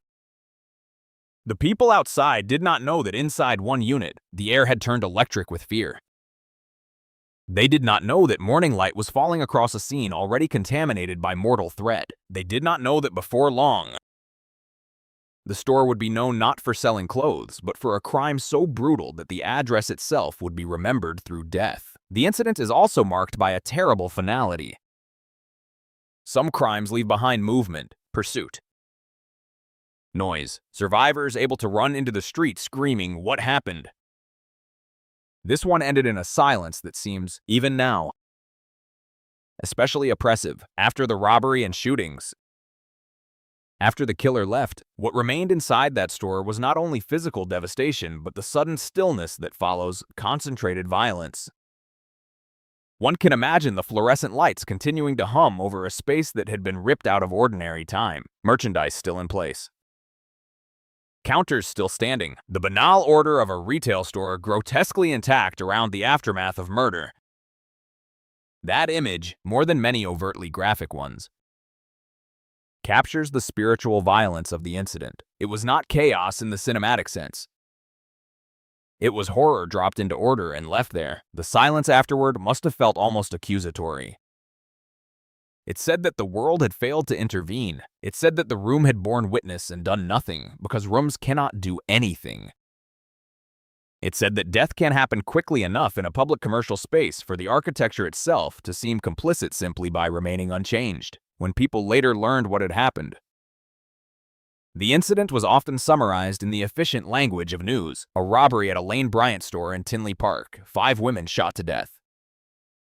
But summary cannot convey the emotional structure of the event. It cannot show how the women were first pushed into the logic of obedience, then into the deeper horror of realizing obedience would not save them. It cannot capture the shock of a place designed for commerce becoming, in minutes, the site of a mass killing. It cannot hold the contrast between the mild anonymity of suburban retail life and the savage intimacy of lethal force, and it cannot fully carry the fact that this was not simply an outbreak of violence, but a sequence of domination, fear, and execution that ended with 5 stolen lives and no immediate public resolution strong enough to answer the scale of the wound. The incident also changed the emotional identity of the store forever. Before that morning, the Lane Bryant location was just one unit in a shopping center, known, if at all, only to employees, customers, delivery drivers, neighboring businesses, and the routine map of suburban commerce.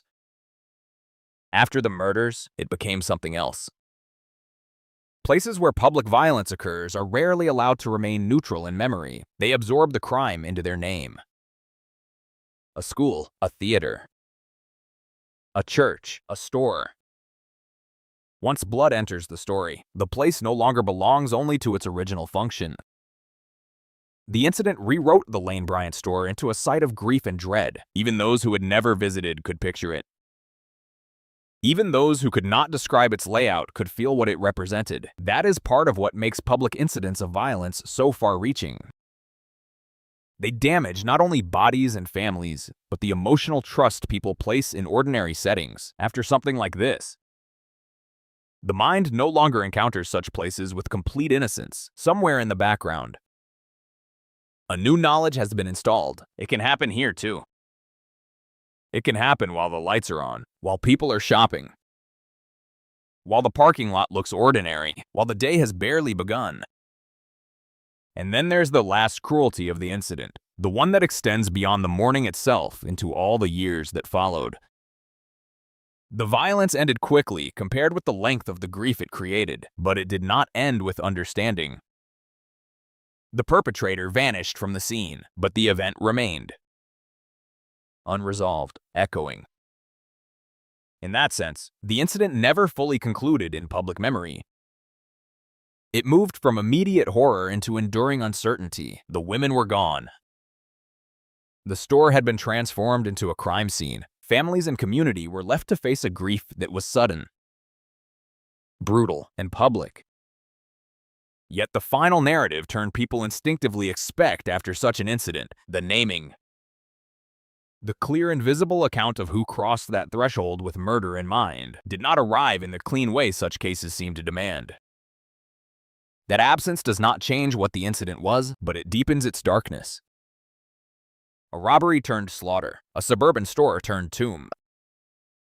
A normal morning turned into one of the most haunting unsolved crimes in Illinois memory. To tell the incident honestly is to stay inside that transformation long enough to feel its cruelty. It began as an interruption. It became a seizure of control. It hardened into terror. It crossed into killing. Then it left behind a silence so heavy that even now, years later, the case still seems to hum with it. That is what happened in the Lane Bryant store. Not merely a robbery, not merely a shooting, but the sudden collapse of ordinary life into concentrated, intimate, irreversible violence. 5 women entered that day expecting continuation.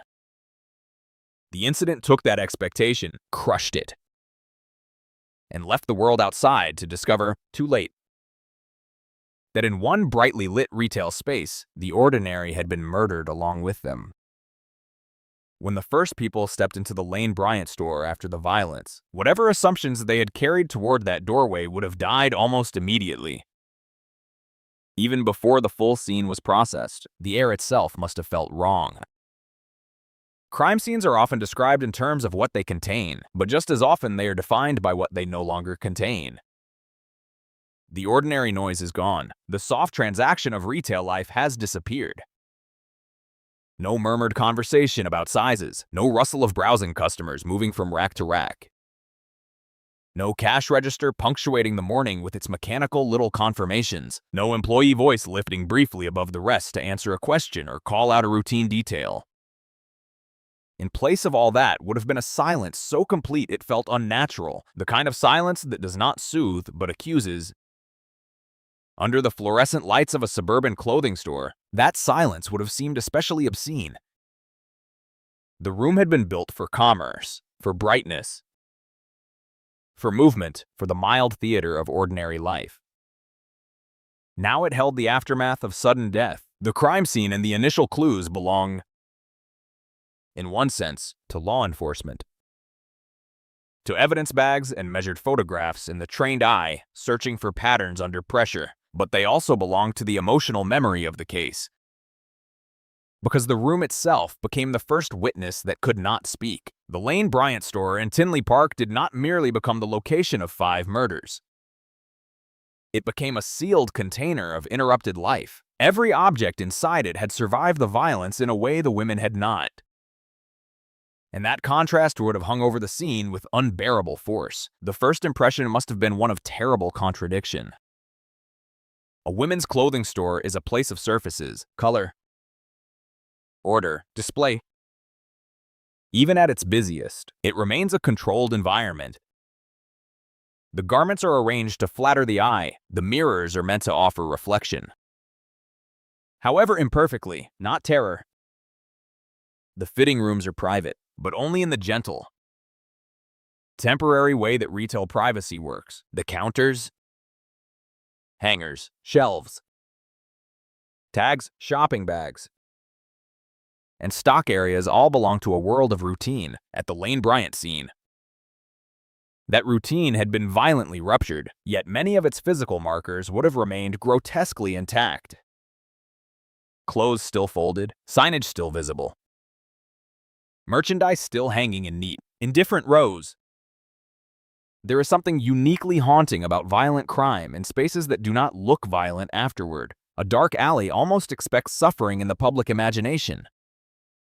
A store does not. A store resists the imagination's first attempts to join horror to place. Which is why the effect is so chilling when it happens. The eye keeps trying to read the room as ordinary, while the mind knows it has already become a tomb. That tension between visual normalcy and moral devastation would have defined the first encounter with the scene. Somewhere amid the static order of retail design lay the evidence of panic, coercion, and execution. Somewhere in that bright, familiar space, the final minutes of 5 women's lives had unfolded under the rule of terror, the initial clues, before they became technical matters for investigators, would have announced themselves first through pattern. Violence always leaves a pattern, even when its motive remains unclear. 5 women shot to death during what began as a robbery. That alone told investigators, even in the earliest hours, that they were not dealing with the usual boundaries of theft gone wrong. The scene would have forced an immediate recognition that the crime had crossed from robbery into mass murder with chilling resolve. The location of the bodies, the areas in which the women had been controlled, the arrangement or disarray of the space. All of it would have begun speaking in the mute grammar of forensics. Crime scene work is, at its core, an attempt to reverse time. Investigators stand inside the aftermath and try to walk backward through behavior. Where did he enter? Where did he move? Where were they made to go? What was touched? What was taken? What was left? What happened first? What happened later? Which detail belongs to the daily life of the store? And which belongs to the event that split that day in half? In a retail space, that distinction is not always as clean as it sounds. Fibers, foot traffic, routine movement, and constant human contact. That makes the work both urgent and difficult. The crime scene is not a private room with a short list of recent occupants. It is a business environment, touched repeatedly by employees, customers, deliveries, and all the small mechanical habits of commerce. So from the first moments, the investigators would have known they were standing inside not only a place of horror, but a place of evidentiary complexity. Still, certain truths would have asserted themselves at once. This was not random chaos, it was a controlled event. The women had been dominated before they were killed. The killings were not incidental to some confused struggle. The scene itself would have made that clear. One of the darkest powers of a crime scene is that it strips away denial faster than words can. In the abstract, it is possible to imagine alternative explanations, to hold on for a moment to milder interpretations, but once a room reveals the scale and arrangement of violence, denial collapses. The Lane Bryant store must have delivered that collapse immediately. Those first officers, detectives, technicians, and emergency responders were not entering an ordinary homicide scene with one victim in a narrow field of possibilities. They were entering concentrated devastation, and with devastation comes pressure. The first hours after a mass killing are a race against contamination, memory loss, public panic, and the natural erosion of transient evidence. Doors must be secured, movement restricted, observations recorded before they blur into assumption, witnesses identified before the hours begin changing what they think they saw. In a shopping center, this pressure multiplies. There are neighboring stores, passing motorists, customers who may have noticed something and not realized its value, people whose ordinary Saturday movements might contain the smallest fragment of a timeline. So the initial clues were never going to be only what was physically inside the store. They also lived just outside it. In the wider circumference of a commercial morning abruptly transformed by murder, a vehicle seen at the wrong moment, a person leaving too quickly, a face that seemed out of place. Though no one knew why at the time, the first hours of an investigation collect these fragments almost greedily because the difference between irrelevance and breakthrough is often invisible at the beginning. Yet the heart of the scene remained inside. Inside were the women. Inside were the points where fear had hardened into fatal certainty. Inside were the clues that belonged not to passing chance, but to direct human contact between killer and victims.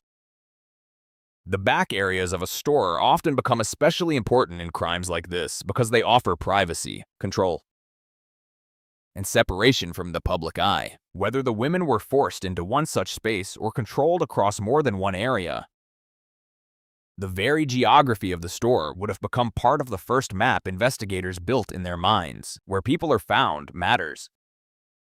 Where they were moved matters. The difference between the sales floor and the employee area matters.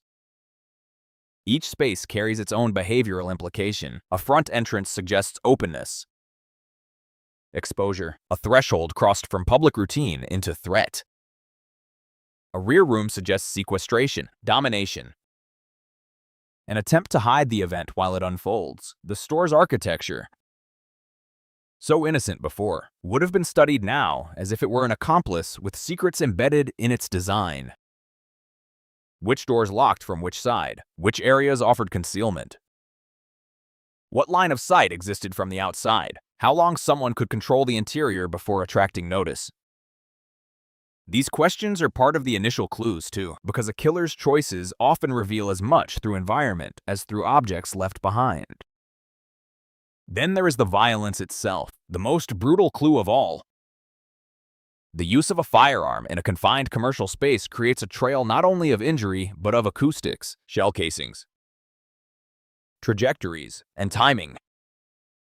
Each shot is both an act and a marker, where it was fired from, in what direction, at what distance, in what sequence. Forensic reconstruction treats gunfire almost like punctuation marks in a sentence that otherwise has to be inferred. The Lane Bryant scene would have contained those marks in devastating number: bullet paths, wounds, impacts. All of it speaking a language that trained investigators are forced to learn fluently and quickly, but beyond the technical. The very fact of multiple fatal shootings would have suggested chilling deliberation. Robberies do not always end in death.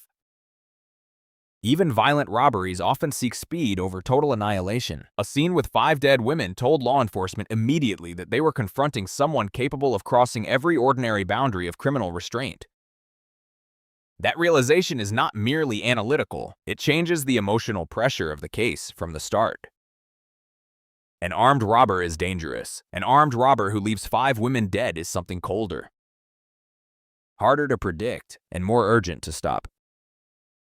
The initial clues therefore carried a dual burden. They had to explain what happened, and they had to help identify someone whom the public already feared, not just as a criminal, but as a human being who could look directly at terrified women and choose extermination. The store itself, after the crime, would also have preserved subtler clues, the kinds of details that rarely seem dramatic in retelling, but are often decisive in early investigation. A disturbed display, an item out of place, a drawer opened in haste, a phone left where it fell, a personal belonging separated from its owner by panic. These small violations of order matter because they show the difference between life before and life during the event. Retail environments are structured around repetitive tidiness, and even modest disruptions can signal motion, struggle, command, or fear, yet interpreting them requires humility. Not every displaced object belongs to the crime. Not every irregularity is significant. That is part of the burden of the initial scene. Too many possible meanings, too little certainty. Investigators must sort the ordinary disorder of commerce from the exceptional disorder of violence without allowing either instinct or imagination to outrun the evidence.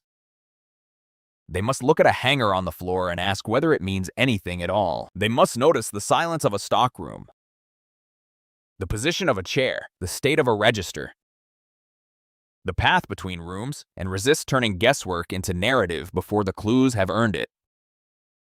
Still, human beings do narrate. Even the most disciplined investigator begins, almost immediately, to feel the shape of what may have happened at the Lane Bryant scene. That shape would have felt suffocatingly clear in one respect. The victims had been under control when they died.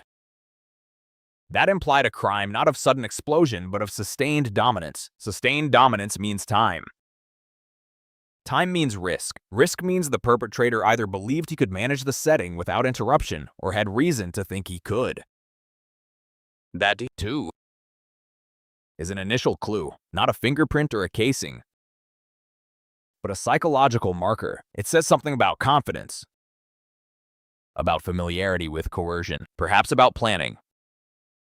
It says this was not a man panicking in a second. It was a man continuing long enough for terror to deepen and for multiple lives to be extinguished in sequence or near sequence under his will. Public imagination often focuses on the most visible clues, surveillance images, composite sketches, dramatic witness accounts. But in the earliest hours, the scene itself is often the truest witness. And what the Lane Bryant scene would have witnessed first was control followed by final violence. Outside the store, the first wave of investigation would have widened rapidly. Parking lots become evidence fields after public crimes. People forget how much a parking lot sees. Cars arrive and leave. Drivers pause. Pedestrians cross open ground. Someone sits idling. Someone smokes near an entrance. Someone carries coffee from one store to another. These movements feel meaningless while they occur. Afterward, they acquire terrible importance. The initial search for clues would have extended into this open suburban landscape, where the ordinariness of Saturday activity suddenly became a maze of potential witness testimony. Did anyone hear anything unusual and dismiss it? Did anyone see a person enter or exit in a manner that now, in retrospect, seems wrong? Was there a vehicle parked too long or leaving too quickly? This is the agony of early public investigations. The truth may have brushed right past dozens of people disguised as something forgettable.